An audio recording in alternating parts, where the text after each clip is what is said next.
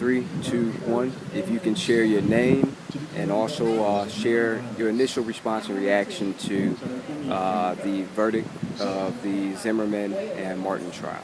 Okay. My name is Katie Lewis, and my initial reaction was just to be sad and angry. I feel like justice was not served in this case, and I was really disappointed in the decision that was made.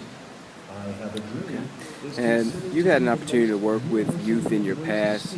What would you say to encourage some of the young people that you work with, you mentor, through seeing the results of this type of verdict and just the current climate of working and viewing our young people here in the U.S. today? Well, the thing that really stands out to me in the whole Zimmerman, Trayvon Martin case and the whole situation was people operating out of a place of fear and reacting to each other out of fear. And I feel like any time that you're operating out of a place of fear, negative things are going to happen, and it brings out the worst in people.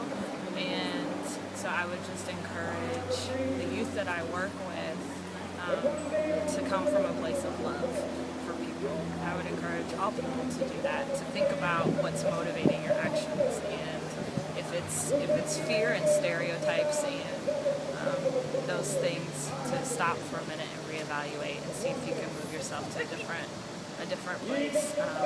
I think if Zimmerman hadn't just operated from his fears, it could have been a different story. And I think for Trayvon, he was probably afraid too, justifiably.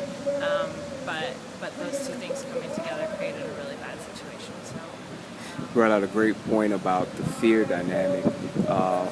What would you say to encourage people to do the things that you just described, to live out a place of love? I think any time that you're trying to live from a place of love, relationships are important, and not just relationships with people that look like you, but relationships with people who are different from you.